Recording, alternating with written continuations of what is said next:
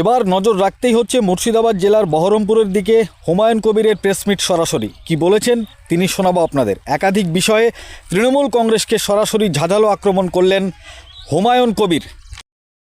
জনতা উন্নয়ন পার্টির চেয়ারম্যান হুমায়ুন কবির তিনি বললেন 2026-এ টার্গেট একটাই, মিশন একটাই, তৃণমূল কংগ্রেসকে হারানো। হুমায়ুন কবির তিনি তৃণমূল কংগ্রেসকে আক্রমণ করে বলেন তৃণমূল কংগ্রেস শুধু ভাতার রাজনীতি করছে।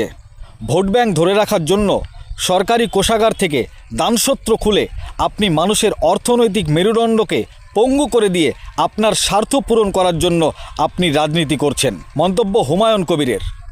হুমায়ুন কবির তিনি আরও বললেন আপনাকে 2026 নির্বাচনে বাংলার মানুষ যোগ্য জবাব দিবে এবং জনতা উন্নয়ন পার্টির নেতৃত্বে জোট সরকার বাংলায় গড়বে। মন্তব্য হুমায়ুন কবিরের।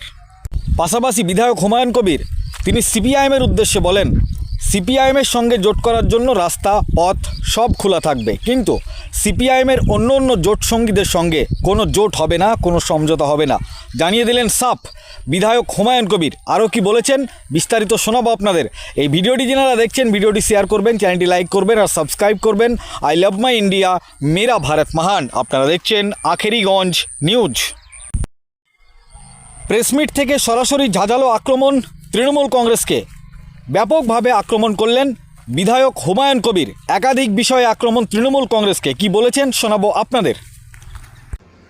বিষয়টা হচ্ছে যে আজকের বাংলার রাজনীতিতে আমরা সবাই জানি যে 2011 সালে আগে 2009 সালে একটি লোকসভা নির্বাচন হয়েছিল। তার আগে 4 থেকে 9 যে লোকসভা, সেই 4 থেকে 9 লোকসভার একমাত্র এমপি ছিলেন মমতা ব্যানার্জি। 42-এর মধ্যে একটা। 4-এর যে লোকসভা সেখানে দেখা গেছে যে 6 জন কংগ্রেস, 35 জন লেফট ফ্রন্টের আর একমাত্র সাংসদ ছিলেন মমতা ব্যানার্জি। 4 থেকে 9। তারপরে উনি 9-এ এসে 1 থেকে 18 আর ওনার জোট সঙ্গী জয়নগরের ডক্টর তরুণ কান্তি মণ্ডলকে ধরে 19। বামফ্রন্ট 35 থেকে 15-তে নেমে আসলো। যেই বামফ্রন্ট 35 থেকে 15-তে নেমে আসলো তখন কিন্তু বুদ্ধবাবু 2006-এ 235টা সিট নিয়ে তিনি দাপটের সঙ্গে বাংলার মুখ্যমন্ত্রী। 7 টার্মস, মানে 7 টার্মসের লেফট ফ্রন্ট গভর্নমেন্ট চলছিল। দেখবেন এই 9-এর রেজাল্টটা যখনই মমতা ব্যানার্জি 18, তার জোট সঙ্গীকে নিয়ে 19, তখনই আমলারা সব নিউট্রাল হয়ে গেল। 9-এর পর থেকে আমলারা আর নেকেটলি যে 34 বছরের সিপিএমের হয়ে যে কর্মকাণ্ডগুলা করতো, দুষ্কর্মগুলা করতো বা মানুষের উপরে যে অন্যায় অত্যাচার চালিয়ে যেত, সেটা কিন্তু 9-এর লোকসভার রেজাল্টের পরে তারা ব্যালেন্স করতে লাগলো। আজকে যে বামফ্রন্টের চেয়ারম্যান, ওই সময় উনি রাজ্য সম্পাদক ছিলেন 2009 থেকে 11-তে যখন বামফ্রন্ট সরকার ক্ষমতাচ্যুত হচ্ছে, আপনারা লক্ষ্য করুন যে বাংলার কলকাতাতে মমতা ব্যানার্জির ভেতর থেকে ইন্ধনে ওপেন বেশিরভাগ করতো, 50-50 ওপেন 50 চ্যালেঞ্জ করতো বামফ্রন্ট সরকারকে হারানোর জন্য বিরোধী নেত্রী হিসাবে। আর পুরো আরএসএস ভেতর থেকে বিজেপি, এখনো কোনো বাম বিরোধী লোক নাই যারা প্রতিদিন শনি আর রবিবার, স্যাটারডে আর সানডে, কিন্তু কলকাতায় বুদ্ধিজীবীদের মিছিল হয়নি। তখন কিন্তু কোনো নীতিবোধ এই মমতা ব্যানার্জি ছিল না। একটাই টার্গেট ছিল কুর্সি দখল করার, বাংলার মুখ্যমন্ত্রী হওয়ার। তাই তিনারা বুদ্ধিজীবীদের মাঠে নামিয়ে গোটা কলকাতায় প্রতি শনি রবিবার, যারা প্রিভিয়াস ব্যাকগ্রাউন্ড একটু স্মরণ করবেন বা ইতিহাস খুলে দেখবেন, যে মমতা ব্যানার্জি কোনো নীতির ধার না ধরে যে কংগ্রেসকে তিনি ত্যাগ করে তৃণমূলের জন্ম দিলেন, সেই কংগ্রেসকে আবার 2001-এ হাত ধরলেন, মিডিলে আবার হাত ছাড়লেন, আবার হাত ধরলেন। এই করতে করতে 2011-তে এসে আবার কংগ্রেসকে সঙ্গে নিয়ে কিন্তু সাকসেস পেল।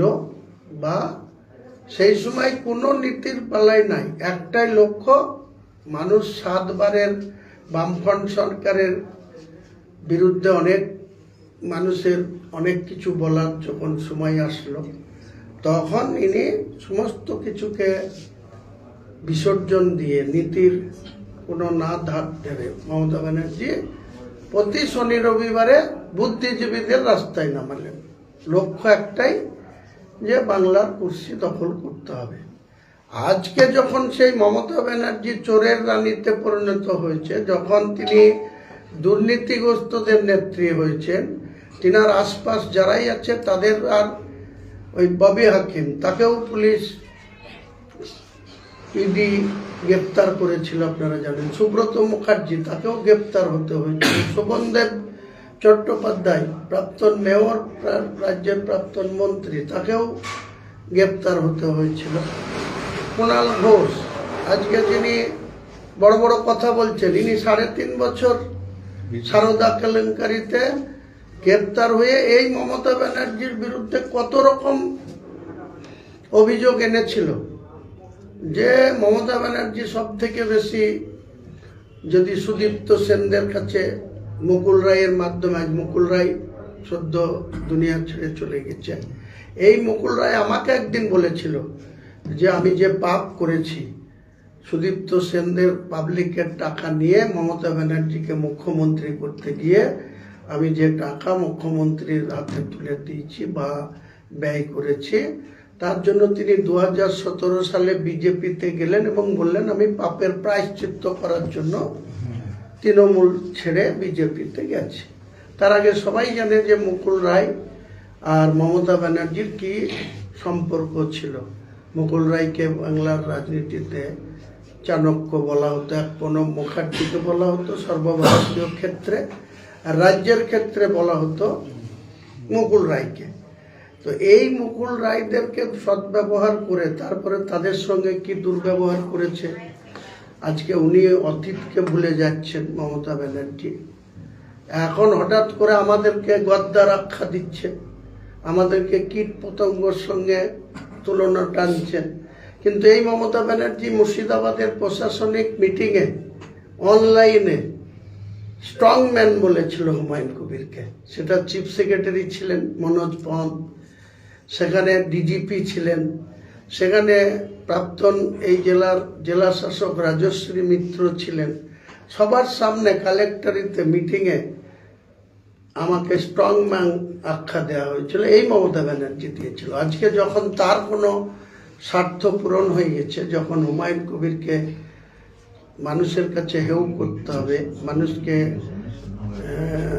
তার গ্রহণযোগ্যতা দিন দিন বাড়ছে, সেটা যখন তার চক্ষুশূল হয়ে উঠছে, তখন তাকে বলা হচ্ছে যে গদ্দার বা বিজেপির বি টিম ইত্যাদি ইত্যাদি। আমি নাকি বিজেপির সঙ্গে, আমার বক্তব্য হচ্ছে মমতা ব্যানার্জি আপনার সঙ্গে বিজেপির কি সম্পর্ক আছে, আপনি সেটা বাংলার মানুষের কাছে আগে ক্লিয়ার করুন, এটা আমার বক্তব্য। দ্বিতীয় কথা, আমরা 2026-এর আমাদের একটাই মিশন, যেভাবে আপনি 2009-এর পর থেকে 2011 পর্যন্ত আপনার একটাই টার্গেট ছিল 34 বছরের বাম জামানাকে বাংলার মানুষের কাছ থেকে মুক্ত করা বা বাংলার প্রশাসন থেকে তাদের বিচ্যুত করা বা হারানো।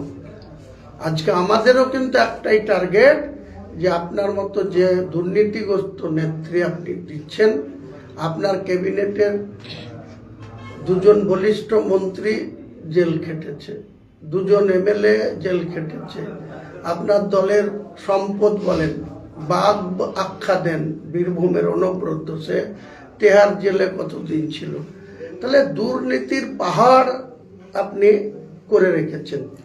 বাংলার সাধারণ মানুষের স্বার্থে একটা দুর্নীতিমুক্ত স্বচ্ছ ভাবমূর্তির একটি সরকারের খুব প্রয়োজন বাংলার মানুষকে রক্ষা করার জন্য। তাদের কর্মসংস্থান, তাদের যে কোনো ন্যূনতম যে পরিষেবা, স্বাস্থ্য, পানীয় জল, শিক্ষা, যে কোনো, এটা যদি সাধারণ মানুষকে পেতে হয়। আপনি শুধু ভাতার রাজনীতি করছেন ভোট ব্যাংক ধরে রাখার জন্য।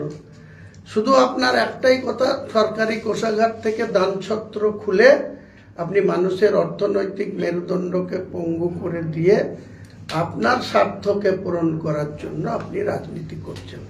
আমরা আপনাকে আগামী ইলেকশনে বাংলার মানুষই যোগ্য জবাব দিবে। আর এই জেউপির নেতৃত্বে আমাদের যে জোট ঘটক দল হবে বা গঠবন্ধন হবে বা জোটবদ্ধভাবে আমরা আগামী 10ই মার্চের মধ্যে ফাইনালি কারা কারা আমাদের জোটের সঙ্গে থাকবে আমরা সেটা অফিসিয়ালি ডিক্লেয়ার করব। যেহেতু আমরা 5 তারিখের মধ্যে করবার চিন্তা ভাবনা ছিল, কিন্তু ইলেকশন কমিশন সম্ভবত 15ই মার্চের মধ্যে 18তম অ্যাসেম্বলির ইলেকশনের নোটিফিকেশন বা বিজ্ঞপ্তি দেবেন।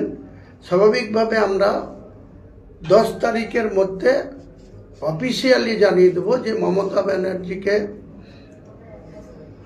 তার ক্ষমতাচ্যুত করতে বা তৃণমূল কংগ্রেসকে বাংলার ক্ষমতা থেকে উচ্ছেদ করতে আমরা কাদের কাদের সঙ্গে নিয়ে আমাদের যে মূল টার্গেট, যে একজন সততার প্রতীক বলে যিনি নিজেকে তুলে ধরতেন, তিনি আজকে দুর্নীতিগ্রস্তদের রানীমা হয়েছেন।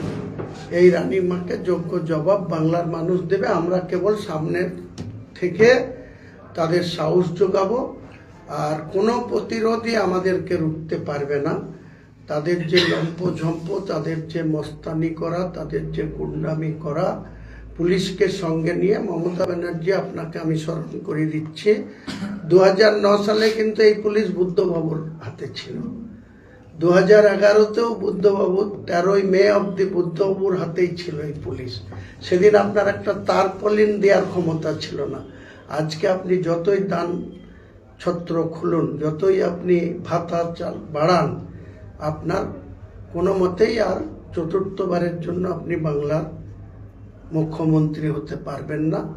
আমাদের মূল টার্গেট, আমাদের সহযোগী দলকে নিয়ে আমরা 10ই মার্চ 2026 আমরা কারা কারা আমাদের জোট সঙ্গে থাকছে তাদের নিশ্চয়ই আলাপ আলোচনা এখনো চলছে, দরজা এখনো খোলা আছে।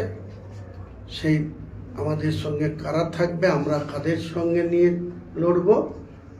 নিশ্চয়ই বামফ্রন্টের শরিক দলের সঙ্গে আমি কোনো জোটে যাব না, কারণ আজকে বাংলার রাজনীতিতে শরিক দল আরএসপি, ফরওয়ার্ড ব্লক, সিপিআই, এদের কোনো রাজনৈতিক অস্তিত্ব বাংলার কোনো বুথে নেই, কোনো গ্রামে নেই, কোনো অঞ্চলে নেই, কোনো জেলায় নেই। কারণ যখন সিপিএম ক্ষমতায় ছিল 77 সাল থেকে 2011 সাল 13ই মে অবধি, সেদিন অবধি মূল শরিক সিপিএমের সঙ্গে এরা ছিল। তাই মানুষ এদের সিপিএমের ক্ষমতার বলিয়ান হয়ে শরিক দলের এই কোদাল বেলচা, যে বাঘ বা সিপিআইয়ের কাস্তে হাতুড়ি জব, এদেরকে ভোট দিয়েছে। আজকের দিনে বাংলার রাজনীতিতে এদের কোনো দূরবীন দিয়েও খুঁজে পাওয়া যায় না। কাজে তাদের সঙ্গে আমরা যাব না। আমি সিপিএমের সাধারণ সম্পাদকের সঙ্গে অনেক আলোচনা এর আগে হয়েছে, আবার নতুন করে আলোচনার পরিবেশ একটা তৈরি হয়েছে। সেখানে ইন্ডিয়ান পপুলার ফ্রন্ট এবং সিপিএমের সঙ্গে আমাদের অপশান জারি থাকছে বা আমাদের দরজা খোলা থাকছে। আগামী দিনে আমরা নিশ্চয়ই 10ই মার্চ ফাইনাল, তার আগে সেমিফাইনাল যা চলে, ট্রায়াল যা চলে, সেটা আমাদের চলবে। আলোচনা কোথায় কি হবে সেটা তো ওপেন আপনাদের বলবো না, তবে আমরা এখনো আমাদের সঙ্গে যারা যারা আমরা জোটবদ্ধ হয়েছি, আরও কিছু ব্যক্তিরা যারা থাকলে লড়াইটা আরও আমরা ভালোভাবে সাকসেস হব, বা আগামী দিনে আমরা বাংলায় একটা স্বচ্ছ ভাবমূর্তির একটা নতুন সরকার গঠন করতে পারবো ইনশাল্লাহ। এর জন্যই আপনাদের ডাকা। যেহেতু